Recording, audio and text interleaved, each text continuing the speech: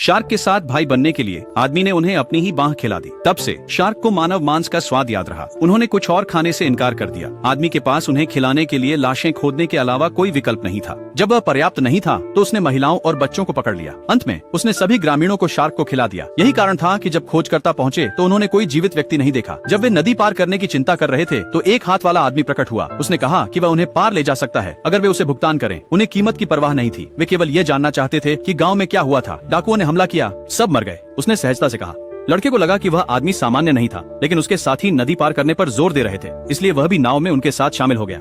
अजीब बात यह थी कि नाव बिना नाविक के आगे बढ़ रही थी। लड़के ने नाव के नीचे देखा। उसकी दहशत के लिए दो शार्क उसे खींच रही थी। समूह घबरा गया, लेकिन आदमी ने शार्क को उनके नाम से पुकारा, जैसे वे परिवार हों।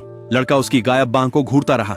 आदमी ने समझाया कि उसने इसे शार्क को खिला दिया था। सभी चौंक गए, लेकिन आदमी ने कहा कि यह कुछ नहीं था। वह केवल चाहता था कि शार्क इंसानों का स्वाद याद रखें, इसलिए उसने सभी गांव वालों को उन्हें खिला दिया। खोजकर्ताओं को अंततः समझ में आया, यह डाकू नहीं थे जिन्होंने गांव को नष्ट किया। यह भयानक आदमी था। फिर उन्होंने देखा कि नाव उनके गंतव्य से दूर बह रही थी। एक साथी ने अपनी तलवार निकाली और आदमी को दिशा बदलने के लिए मजबूर किया, लेकिन एक सीटी बजाते ही आदमी ने शार्क को रोक दिया।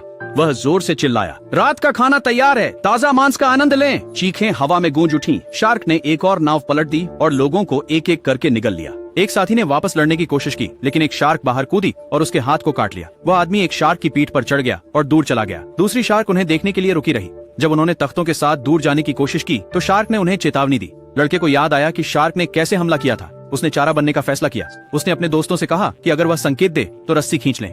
जैसे ही वह समुद्र में कूदा, एक शार्क उसके पीछे आ गई। जब शार्क पानी से बाहर कूदी, समूह ने मिलकर वार किया। लड़के की मदद से उन्होंने अंततः शार्क को मार डाला। उन्होंने नाव को तोड़कर तख्तों को चप्पू के रूप में इस्तेमाल किया। वे शार्क के शरीर को किनारे तक खींच लाए। जब वह आदमी वापस आया तो उसने केवल अपनी शार्क की लाश देखी।